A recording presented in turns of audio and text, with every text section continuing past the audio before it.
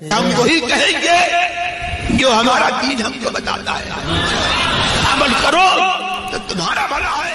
الحمدللہ رب العالمین والصلاة والسلام علی سید الانبیاء والمرسلین، اما بعد فاعوذ باللہ من الشیطان الرجیم، بسم اللہ الرحمن الرحیم۔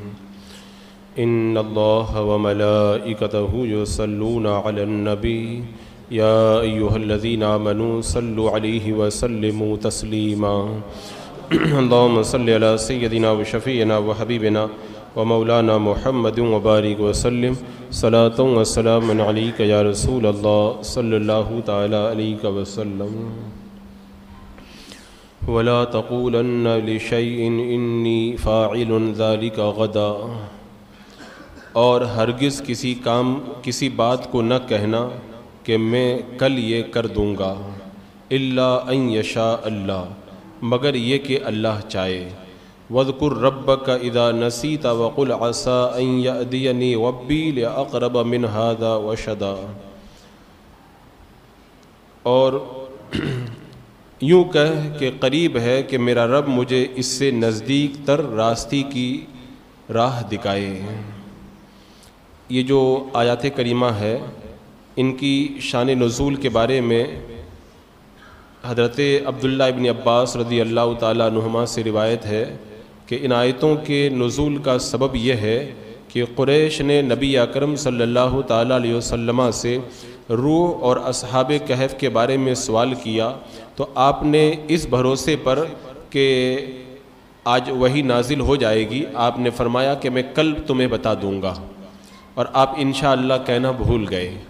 تو آپ نے یہ کہا کہ میں کل بتا دوں گا اور انشاءاللہ آپ نہیں کہے، تو حضرت جبریل علیہ السلام نے 15 دن تاخیر کر دی اور 15 دن تک وحی نازل نہ ہوئی۔ 15 دن کے بعد میں اللہ تبارک و تعالیٰ نے وحی نازل فرمائی۔ تو اس کا مطلب یہ ہوا کہ جب بھی آپ کوئی بات یا کام کرنے کا ارادہ کرو تو انشاءاللہ کہہ دیا کرو، ڈائریکٹ یہ مت کہا کرو کہ میں یہ کر دوں گا۔ تو اس آیت کریمہ میں یہ حکم دیا گیا، اور انشاءاللہ کہنے سے بڑے فائدے ہیں۔ ایک فائدہ تو یہ ہے کہ کائنات کی ہر چیز اللہ تبارک و تعالیٰ کے حکم کے تابع ہے۔ بندوں کے پاس میں کتنا بھی علم ہو، کتنا بھی ارادہ ہو، کتنے بھی اسباب ہوں، لیکن اللہ تبارک و تعالیٰ کا ارادہ سب پر غالب ہے۔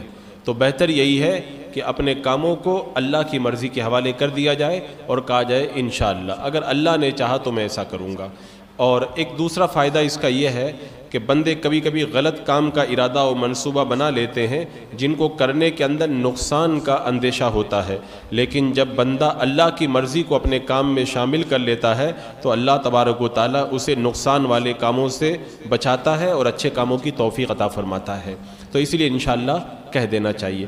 تیسرا فائدہ یہ ہے کہ جب بندہ اپنے قول و فعل میں انشاءاللہ کہے تو اس پر وعدے کا بوجھ نہیں پڑتا۔ اگر یہ کہے گا میں آؤں گا، اب اگر نہیں آئے گا تو وعدہ خلافی ہو جائے گی، لیکن کہے کہ انشاءاللہ میں آؤں گا تو اب یہ وعدہ نہیں ہوا، اگر نہیں بھی پہنچے گا تو وعدہ خلافی نہیں کہلائے گی، تو اس لیے بھی انشاءاللہ کہہ دینا چاہیے۔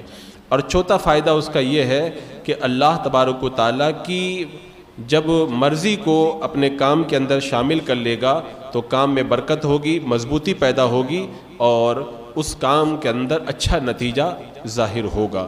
تو لہذا فرمایا گیا کہ جب تم کسی کام کے کہنے کرنے کا ارادہ کرو تو یہ مت کہا کرو کہ میں کل کر دوں گا، الا ان یشاء اللہ، مگر کیا کہا کرو؟ انشاءاللہ کہہ دیا کرو کہ اللہ کی اگر مرضی ہوئی تو میں ایسا کروں گا۔ اب انشاءاللہ کہنے کے جو فائدے ہیں یہ تو ظاہر ہیں، اس کے علاوہ آپ دیکھیں حضرت موسیٰ علیہ السلام نے کیا کہا تھا، ستجدنی انشاءاللہ صابرا، اگر اللہ نے چاہا تو عنقریب آپ مجھے صبر کرنے والا پائیں گے۔ اب یہاں پہ آپ دیکھیں حضرت موسیٰ علیہ السلام حضرت خضر علیہ السلام کے ساتھ میں بظاہر جو غیر شرعی کام ان کو نظر آ رہے تھے ان پر اعتراض کرنے پر صبر نہیں کر پائے، لیکن چونکہ انہوں نے انشاءاللہ کہہ دیا تھا، کہا تھا کہ میں صبر کروں گا انشاءاللہ، تو انشاءاللہ کہہ دیا تو یہ وعدہ خلافی نہیں ہوئی۔ اب یہاں پر یہ ایک بحث ہے کہ اللہ کے رسول صلی اللہ تعالیٰ علیہ وسلم نے فرمایا تھا میں تمہیں کل اس کے بارے میں بتاؤں گا، آپ انشاءاللہ کہنا بھول گئے تھے، تو کیا اللہ کے رسول علیہ السلام بھی بھولتے ہیں؟ اور اگر بھولتے ہیں تو پھر اس کا مطلب کیا ہے؟ جو اہل عقیدت ہیں بحمد تعالیٰ اہل سنت و جماعت ہیں، ایسے موقع پر ان کے دل کے اندر کبھی بھی کوئی وسوسہ پیدا نہیں ہوتا. البتہ جو دل کے ایمان کے چور ہیں وہابیہ، وہ ایسے موقع کو تلاش کرتے ہیں کہ اللہ کے رسول کی شان میں کچھ توہین کا پہلو نکل آئے. اب یہاں پہ دیکھیں اللہ کے رسول علیہ السلام کے بھولنے میں بھی بڑا فائدہ ہے.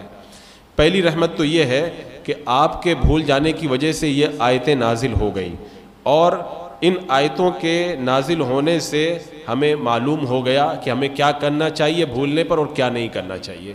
تو ایک فائدہ تو اس سے یہ ہوا، ایک یہ رحمت. آپ کے بھولنے کی دوسری برکت یہ ہوئی کہ اس سے یہ مسئلہ معلوم ہو گیا کہ اگر کوئی انشاءاللہ کہنا بھول جائے تو پھر کیا کرے، یعنی جب یاد آئے تو انشاءاللہ کہہ لے، ایک تفسیر کے مطابق. تیسرا فائدہ، تیسری رحمت آپ کے بھولنے سے ہم کو یہ ملی کہ یہ واقعہ اللہ کے رسول صلی اللہ علیہ وسلم کے دعوی نبوت کی سچی دلیل ہو گیا.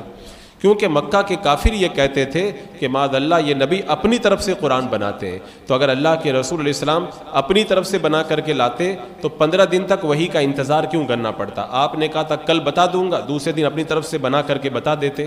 آپ اپنی طرف سے نہیں بناتے ہیں، یہ آپ کے بھولنے کی برکت سے کافروں کے اوپر ظاہر ہو گیا، کیونکہ 15 دن تک وحی نہیں آئی، اور جب وحی نازل ہوئی تب جا کر کے آپ نے ان کے سامنے ان دونوں واقعات کو بیان فرمایا. تو یہ آپ کے بھولنے کی ایک اور برکت تھی کہ آپ کا سچا نبی ہونا کافروں کے اوپر بھی ظاہر ہو گیا، اگرچہ عناد کی وجہ سے وہ لوگ نہ مانے.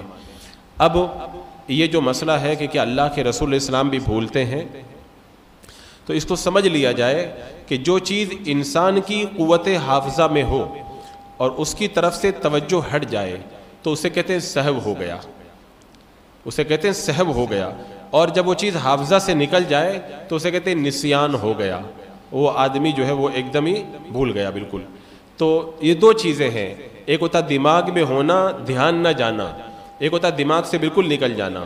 تو اللہ کے رسول صلی اللہ تعالیٰ علیہ وسلم کے لیے جو بھولنے کے لیے فرمایا گیا اس کا مطلب یہی ہے کہ اللہ تبارک و تعالیٰ کی یاد میں مگن ہونے یا کسی اور مصروفیت کی وجہ سے آپ کی توجہ ادھر نہیں گئی.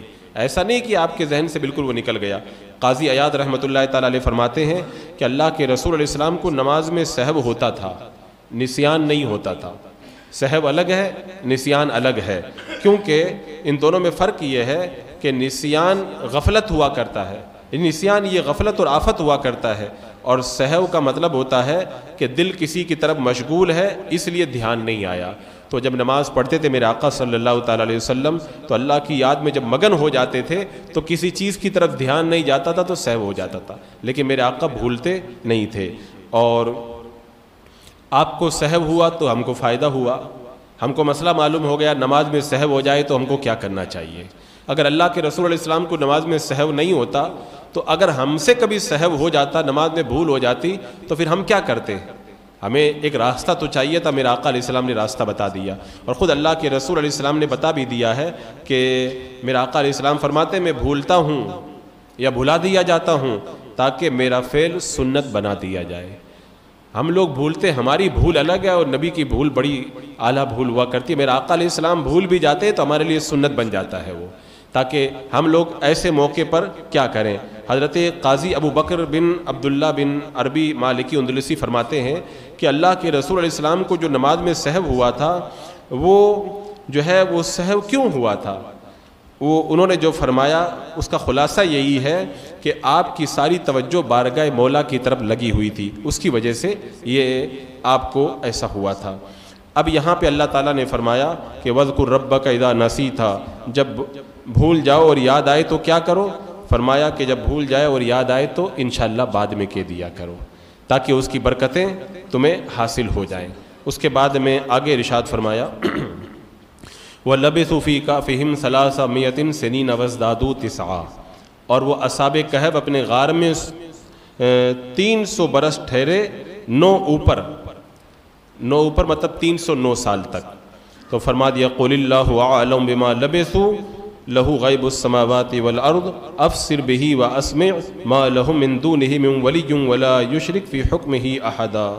وہ جتنا ٹھہرے اسی کے لیے ہے آسمانوں اور زمین کے سب غیب، وہ کیا ہی دیکھتا اور کیا ہی سنتا ہے، اس کے سوا ان کا کوئی والی نہیں اور وہ اپنے حکم میں کسی کو شریک نہیں کرتا۔ یہاں پر یہ مسئلہ واضح کیا گیا کہ اصحاب کہف غار کے اندر کتنے دن رکے تھے۔ اس حوالے سے اللہ تبارک و تعالیٰ نے جو یہ فرمایا کہ وہ غار میں 300 سال اور 9 سال اوپر رکے۔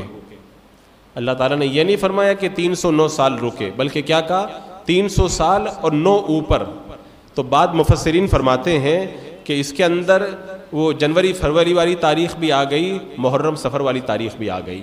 یعنی اگر سورج کے اعتبار سے دیکھا جائے جنوری فروری جو مہینہ بنتا ہے تو اس کے اعتبار سے جو ہے وہ 300 سال ہوئے، اور اگر چاند کی تاریخ کے اعتبار سے دیکھا جائے تو چاند کی تاریخ کے اعتبار سے 300 سال ہی ہوئے، کیونکہ جو چاند کی تاریخیں ہوتی ہیں اس میں سال جو ہوتا ہے 355 دن کا ہوتا ہے، اور جنوری فروری سورج کے اعتبار سے سال 365 دن کا ہوتا ہے۔ تو سورج کے اعتبار سے 300 سال ہوئے تھے اور چاند کے اعتبار سے 309 سال ہو گئے تھے۔ اور یہاں پر جو اللہ تبارک و تعالیٰ نے یہ ان کے رکنے کی تاریخ بیان فرمائی، اس کی وجہ یہ ہے کہ یہ سوالات اصحاب کہف وغیرہ کے بارے میں کیے گئے تھے، اور یہودی نصرانی اور یہ لوگ کیا کرتے تھے، یہ حضرات سورج کے اعتبار سے چلا کرتے تھے۔ عجم کے لوگ بھی سورج کے اعتبار سے چلتے تھے، لیکن عرب والے لوگ چاند کے حساب سے چلا کرتے تھے۔ تو اللہ تبارک و تعالیٰ نے ان کو دونوں اعتبار سے بتا دیا، یہود و نصارہ جو سورج کی تاریخ دیکھتے ہیں ان کو وہ بھی بتا دیا، اور اہل عرب جو چاند کی تاریخ دیکھتے ہیں ان کو بھی بتا دیا۔ اور اس کے بعد میں اللہ تبارک و تعالیٰ نے جو یہ فرمایا کہ اللہ کے سوا ان کا کوئی مددگار نہیں ہے۔ اس کا مطلب یہ ہے کہ یہ اصحاب کہف جو غار کے اندر اتنے لمبے زمانے تک سوئے رہے، ان کا جسم سڑا بھی نہیں اور گلا بھی نہیں، محفوظ رہا، یہ سب کیا ہے؟ یہ سب اللہ کی مدد سے ہوا ہے۔ اللہ اگر مدد نہ فرمائے تو اتنے سالوں تک کوئی آرام سے سو کر کے محفوظ رہ جائے، یہ کسی کے بس کی بات نہیں ہے۔ پھر آگے ارشاد فرمایا کہ وَاتْلُ مَا أُوحِيَ إِلَيْكَ مِن كِتَابِ رَبِّكَ لَا مُبَدِّلَ لِكَلِمَاتِهِ وَلَن تَجِدَ مِن دُونِهِ مُلْتَحَدًا، اور تلاوت کرو جو تمہاری رب کی کتاب تمہیں وحی ہوئی، اس کی باتوں کا کوئی بدلنے والا نہیں، اور ہرگز تم اس کے سوا پناہ نہ پاؤ گے۔ یعنی یہاں پر رب تبارک و تعالیٰ نے یہ ارشاد فرما دیا کہ یہ دنیا والے اپنی جو تاریخیں کتابوں وغیرہ میں بیان کرتے ہیں سب اٹکل پچو ہے، یہ سب گمان ہے، یہ سب ان کا خیال ہے، لیکن اے محبوب ہم نے جو قرآن پاک میں واقعات بیان فرمائے ہیں، یہ واقعات جو ہے وہ صرف وہم و گمان کی بنیاد پہ نہیں ہیں، یہ سچے قصے ہیں، یہ سچے تذکرے ہیں، ان کے اندر کوئی شبہ نہیں ہے، کیونکہ اس کو بیان کرنے والا اللہ تبارک و تعالیٰ ہے۔ اور لا تبدیل لکلمات اللہ، اللہ کی باتوں کا کوئی بھی بدلنے والا، نہ کوئی انسان، نہ کوئی جن، نہ کوئی لفظوں کو بدل سکتا ہے، نہ حرفوں کو بدل سکتا ہے، نہ نقطوں کو بدل سکتا ہے، اور نہ کوئی زیر و زبر کو بدل سکتا ہے۔ تو یہی وجہ ہے کہ قرآن پاک کے سارے واقعے، چاہے وہ ڈرانے کے لیے ہوں، چاہے خوشخبری دینے کے لیے ہوں، چاہے مثال کے طور پر ہوں، یہ سارے کے سارے قرآن مقدس کے جو واقعات ہیں یہ سب سچے ہیں۔ تو ان آیات کی روشنی میں ایک مسئلہ تو یہ پتہ چلا کہ اگر مسلمان چاند کے اعتبار سے تاریخ رکھیں یا سورج کے اعتبار سے رکھیں، دونوں جائز ہے۔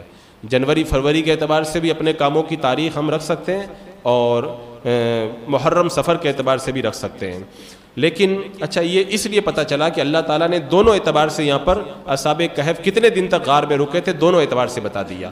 ہاں لیکن ایک بات کا خیال رکھا جائے کہ ہماری جو عبادتیں ہیں وہ دونوں طرح کی ہیں، کچھ عبادتیں چاند کے اعتبار سے ہیں اور کچھ عبادتیں سورج کے اعتبار سے ہیں۔ جیسے مثال کے طور پر عید ہے، بقرعید ہے، حج ہے، یا روزے ہیں، یا زکوٰۃ ادا کرنا ہے، یا ایسے ہی لیلۃ القدر، شب برات، یہ سب ہم محرم سفر یعنی چاند کے اعتبار سے کرتے ہیں، اس لیے ان مہینوں کا بھی دھیان رکھنا چاہیے۔ اور ہمارے کچھ معاملات سورج کے اعتبار سے، جیسے فرض واجب نمازیں ہیں، تو نمازوں کا ٹائم تو چاند سے پتہ نہیں چلتا، سورج ہی سے پتہ چلتا ہے۔ ایسے ہی جو ہے وہ دیگر بہت ساری چیزیں، جیسے یوم عرفہ میں ہم کو جو رکنا ہے، اور اس کے علاوہ بہت ساری تاریخوں میں ہمیں عبادتوں کی ضرورت پڑتی ہے سورج کے اعتبار سے، تو سورج کی تاریخ یعنی اس کے وقت وغیرہ کا بھی اعتبار کرنا چاہیے۔ دونوں صحیح ہیں، لیکن اسلامی مہینوں کا زیادہ خیال کرنا چاہیے، اس لیے کہ اسلامی جو چاند کا مہینہ ہے اس سے ہماری بہت ساری عبادتوں کا تعلق ہے۔ اگر اس کا ہم خیال نہیں رکھیں گے تو ہمیں بہت ساری عبادتوں میں دشواریاں پیش آ سکتی ہیں۔